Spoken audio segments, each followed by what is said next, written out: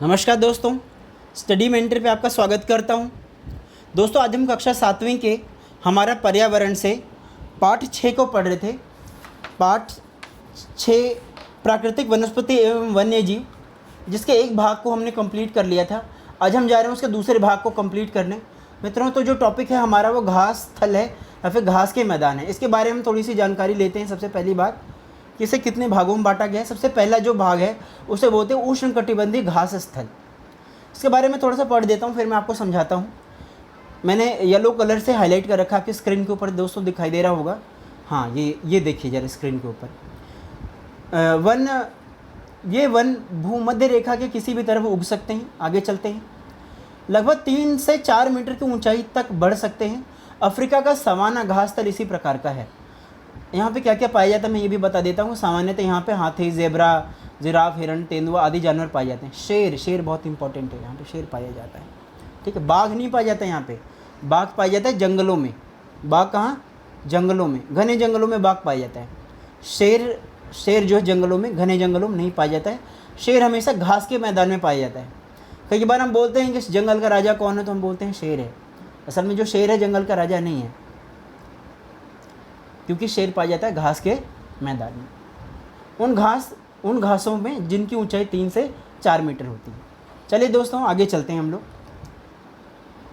अच्छा, आगे से शीतोष्ण घास स्थल, इसके बारे में थोड़ा सा पढ़ देता हूँ। ये मध्य अक्षांशीय क्षेत्रों में महाद्वीपों के भीतर पाए जाते हैं। यहाँ पर घास आमतौर पर छोटी एवं पौष्टिक होती है। शीतोष्ण प्रदेश सामान्य जंगली भैंसे, बाइसर, एंटीलोप आदि पाए जाते हैं। उसके बाद कटीली झाड़ियाँ शुष्क रेगिस्तान जैसे प्रदेशों में पाए जाते हैं। उष्णकटिबंधीय रेगिस्तान महाद्वीपों के पश्चिमी किनारों पर पाए जाते हैं। अच्छा, एक बात मैं आपको बता दूं, हमेशा इसको आप याद रखना कि कभी भी अक्सर एक दो अपवाद हैं, वो भी मैं आपको बताऊंगा। जो मरुस्थल है, जो रेगिस्तान है, वो कभी भी किसी महाद्वीप के पूरब में नहीं पाए जाते। शुष्क जितने भी मरुस्थल हैं वो कभी भी पूरब में नहीं पाए जाते, बल्कि महाद्वीपों के पश्चिम में पाए जाते हैं। ऐसा केवल मैं नहीं बोल रहा हूँ, ऐसा कोपेन ने बोला है, ऐसा थॉर्नवेट ने बोला। ये बहुत बड़े जलवायु वेत्ता थे जिन्होंने वनस्पति को आधार बना करके अपने जलवायु वर्गीकरण को दिया है। एक व्यक्ति थे जिन्होंने सबसे पहली बार वनस्पति को आधार बनाकर एक क्लासिफिकेशन दिया। उनका नाम था एडी कंडोले। तो एक ही कंडोले के बाद उनकी क्लासिफिकेशन को आधार बनाया था किसने? कोपेन ने अपने क्लासिफिकेशन को दिया है। उनके क्लासिफिकेशन के ढेर सारे नाम है, ए क्लाइमेट, बी क्लाइमेट, सी क्लाइमेट, डी क्लाइमेट। वो मैं कभी और आपको बताऊंगा, अभी हम इतना ही केवल जानते हैं। ठीक है, तो आगे चलते। कटीली झाड़ियाँ, ये शुष्क रेगिस्तान जैसे प्रदेशों में पाए जाते हैं। उष्णकटिबंधीय रेगिस्तानी महाद्वीपों के पश्चिमी किनारों में पाए जाते हैं। आगे चलते हैं। अल्पकालीन ग्रीष्म ऋतु के दौरान विकसित होने वाली, ठीक है, टुंड्रा इस प्रकार की वनस्पति कहा जाता है। ये वनस्पति यूरोप में तथा उत्तरी अमेरिका के ध्रुवीय प्रदेशों में पाई जाती है। दोस्तों, एक बात मुझे बतानी है, ये बहुत ज़्यादा महत्वपूर्ण है कि कुछ वनस्पतियाँ कहाँ पे पाई जाती हैं? रेगिस्तानों में पाई जाती है। कुछ झाड़ियाँ और घास जो है रेगिस्तानों में पाई जाती हैं। कुछ जो है टुंड्रा प्रदेशों में पाई जाती है, टुंड्रा और टैगा में पाई जाती है। ठीक है, यानी बहुत ही ज़्यादा ऊंचाई पर। मैं इसको बाद थोड़ा सा आपको और बतानी है। चैप्टर तो कंप्लीट हो गया, लेकिन मैं आपको थोड़ी सी बातें और समझा देता हूँ कि यदि आप थोड़ी सी ऊंचाई पे जाएंगे, ऊंचाई पे, कितनी ऊंचाई पे? 500 मीटर की ऊंचाई पे। कितनी? 500। इसको याद रखना मित्रों, 500 मीटर की ऊंचाई पे जब आप जाएंगे तो 500 मीटर को स्नो लाइन बोला जाता है। यानी 500 मीटर की ऊंचाई के बाद से बर्फ़ पड़नी चालू हो जाती है, और वहाँ पे टुंड्रा और टैगा जलवायु पाई जाती है। ठीक है, टुंड्रा और टैगा प्रदेश है। वहाँ पे कुछ घास और कुछ झाड़ियाँ उगती हैं।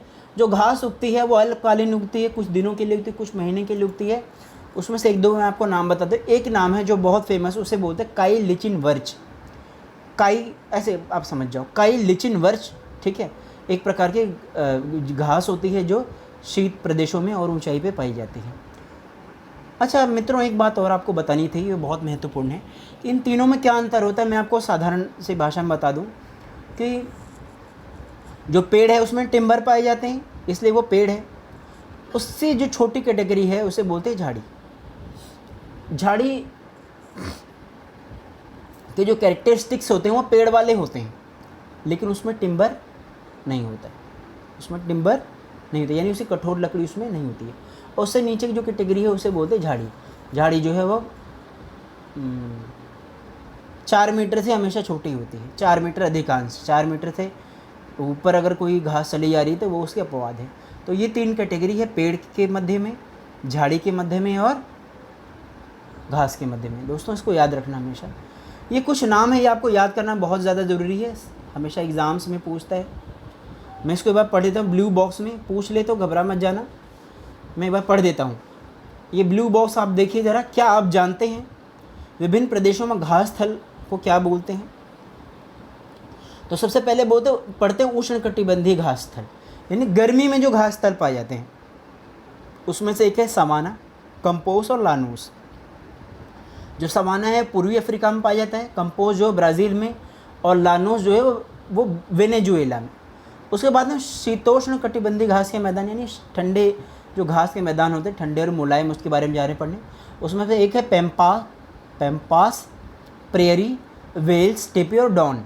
डॉन जो है वो ऑस्ट्रेलिया में पाया जाता है, स्टेपी मध्य एशिया में, और वेल्स दक्षिणी अफ्रीका में, प्रेयरी उत्तरी अमेरिका में, पंपास अर्जेंटीना में।